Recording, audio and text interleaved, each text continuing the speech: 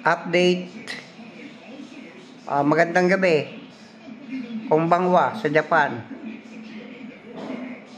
Ere. Update ngayon. August 11. Gabi na naman. Nakakainip pang laging nakahiga.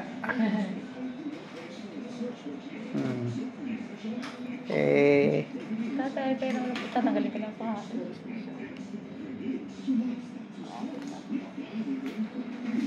Ere, nag-iisip-isip. Trouble lang. Okay na po. Okay, salamat. Trouble lang program.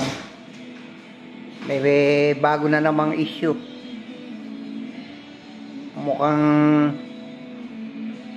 talagang gustong maraming may gusto na magpa-dialysis ako para sa ikaliligtas. Yun ang sabi. Kailangan daw talagang kung gustong madugtungan ng buhay, dialysis. Sabi ko ba, mamamatay din naman. Dayaing na lang. Daya, sabay alis. Mabigat nga. Hindi makalis. Kaya habang tumatagal, Hindi madadaya? lumalaki ang bill. Hanggat narito ako sa ospital, palaki ang bill. Araw-araw. Pinakikiramdaman ko naman yung mga anak ko.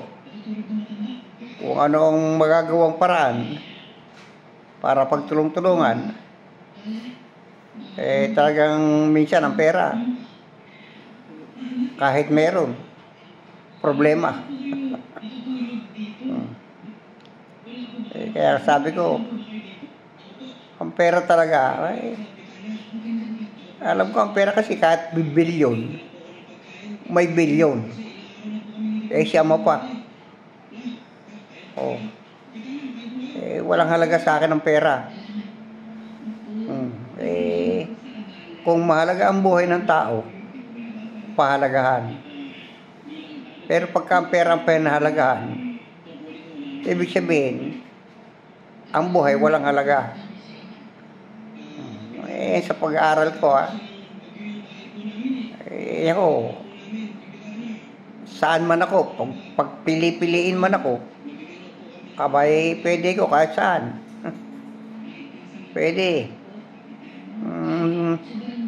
Hindi ko natatakutan ng kamatayan. Kaya sinasabi ko, kahit kailan ang kamatayan, hindi ko natatakutan. Ang gusto ko, ibigay ko kung anong hiningi ng aking katawan. Gusto ko na talaga, noon pa. Gusto ko nang magpahinga. Enough na sa akin yung mga nangyari sa buhay. Salamat, umabot na nga ako ng senior. 61 na. Ano pa ba ang hanapin ko sa buhay? Enough na. Pagka ganyan marami nang nararamdaman, magpahinga na. Ano pa ang kailangan patunayan sa mundo? Naging matagumpay na ang buhay ko. Kaya huwag nyo ikalulungkot. Sakaling mamatay ako, huwag nyo ikalungkot.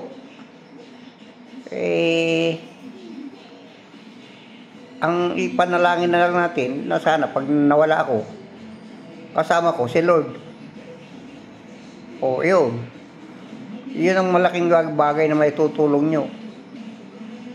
Sana pag nawala si Papa, nasa piling ni Lord. Kasi napakasarap nun. Ang mahirap kung nasa piling ka ni Taning.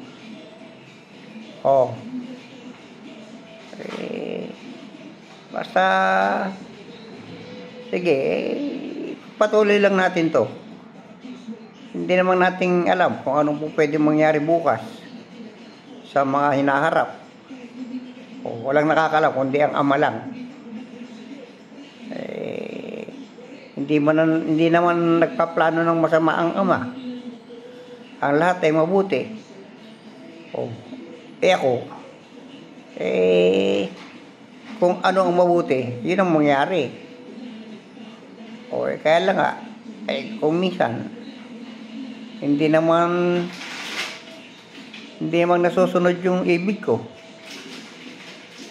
Ang minsan, ang nasusunod yung ibig nyo. Kaya walang choice. Hindi nangyayari yun ang kalooban ng Ama ang masunod. Hindi ang kalooban nyo. Ayan, tuloy. Nagkaroon tayo ng malaking problema.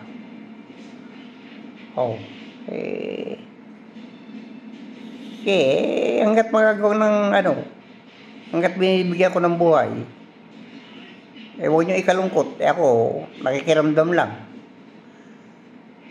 Tawa-tawa lang ako, tawa-tawa. Kaya minsan, ang pagpapatawa ko, minsan, makakasakit sa inyo. Makamasaktan din kayo. Kung nakapagbibitaw ako ng hindi magandang salita. Kasi tungkol nga sa pera, sinasabihin nyo ang pera, naririyan lang. Milyon, bilyon, trilyon. Ang hindi lang nila alam kung paano gagamitin, kung saan kukunin. Ayan, yan ang hindi nyo alam, nangangapa. Nako, kahit malabo na mata ko, alam ko pa rin ang mangyayari. Alam ko ang ending nito. Alam ko ang ending ng lahat. Mamamatay tayong lahat. Yun lang ang katotohanan. Mamamatay tayong lahat. Walang exempted doon. Wala. Si Ama lang.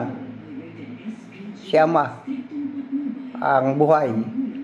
Ang Diyos na buhay. Ang Diyos na buhay ang magbibigay ng buhay. Ang Ama lang. Kasi napagtagumpayan na niya ang kamatayan. Kaya kahit paulit-ulit na mamatay, mabubuhay. Yun ang paniniwala ko. Tandaan nyo ito.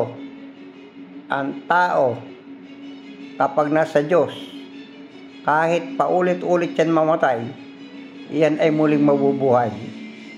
Nagpapahinga lang. Copy? Copy?